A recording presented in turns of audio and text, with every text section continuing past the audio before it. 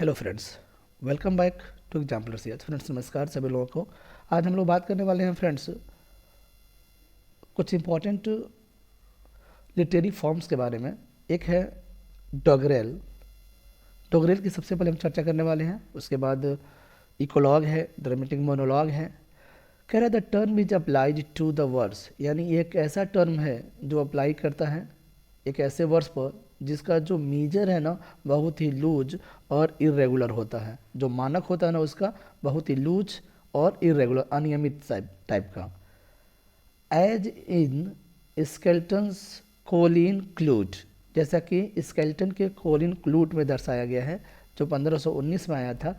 And Samuel butlers हार्डिब्रास, और Samuel Butler का एक वर्क है हार्डिब्रास, उसमें भी डोगरेल को दिखाया गया है।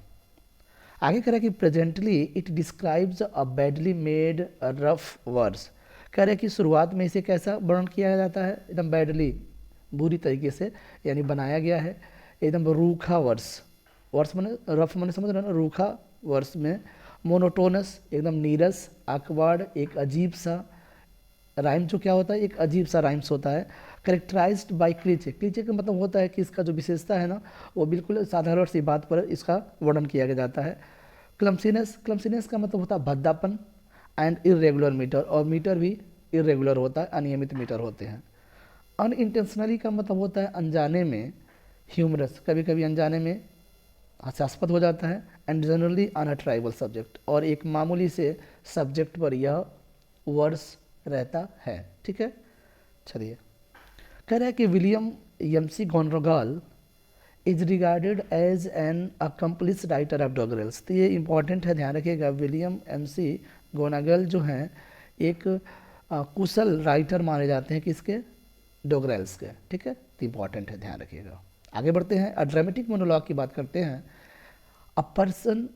a poem or poetic genre in which an imaginary speaker address an imaginary audience। तो कह रहे हैं कि पोयम होता है या पोएटिक जनरा होता है जिसमें एक काल्पनिक स्पीकर जो है एक काल्पनिक ऑडियंस को क्या करता है, एड्रेस करता है, संबोधित करता है। एजुअली साइलेंट, मतलब जो ऑडियंस होता है बिल्कुल शांत रहता है। ड्रामेटिक मोनोलॉग का मतलब होता है फ्रेंड्स, आपको बता दें, ड्रामा से बिलोंग नहीं करता बल्कि पोयम से बिलोंग करता है। इस बात को भी पूछा जाता है। ठीक, तो कह रहा है कि एक इमेजिनरी स्पीकर होता है और इमेजिनरी ऑडियंस को संबोधित करता हुआ पाया जाता है ड्रामेटिक मोनोलॉग में।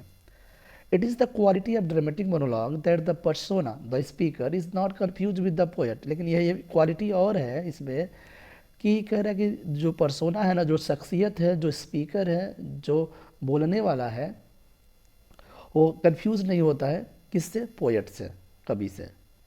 आगे कह रहा है as a fully developed form. जो ड्रामेटिक मोनोलॉग है ना, फुल्ली माने पूर्ण रूप से विकसित एक फॉर्म है। It was popularised in Victorian age by Tennyson Ulysses. यानी कह रहे हैं कि यह पॉपुलराइज किया गया है किसमें, विक्टोरियन एज में। किसके द्वारा, टेनिसन के द्वारा। टेनिसन ने जब वो पोयम लिखा था यूलिसस उसमें। एंड ब्राउनिंग, और ब्राउनिंग के द्वारा किसमें, माई लास्ट डचेस में। ठीक है, and further led by T S Eliot, और आगे ले जाने का काम किसने किया, टी एस इलियट ने।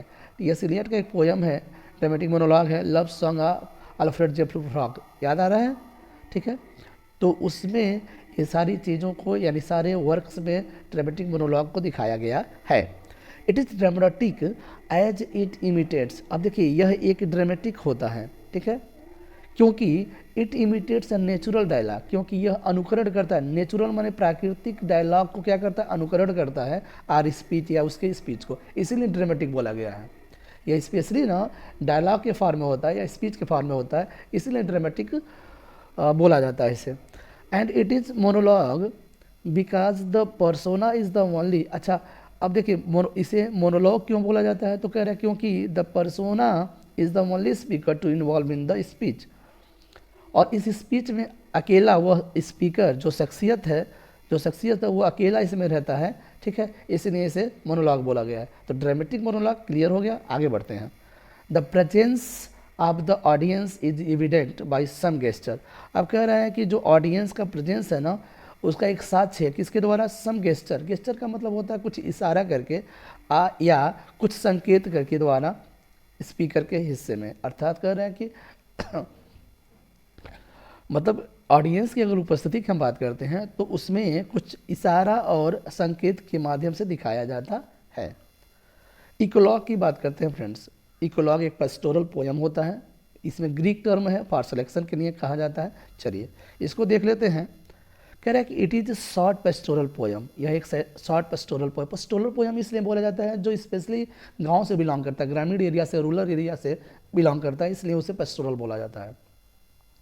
Are part of longer poem, या तो पेस्टोरल शॉर्ट पेस्टोरल पोयम होता है या किसी पोयम का एक हिस्सा होता है।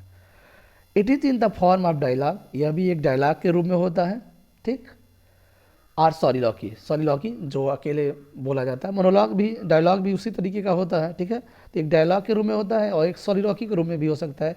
Set in the idyllic rural place, और एक निश्चित ग्रामीण एरिया में सेट होता है।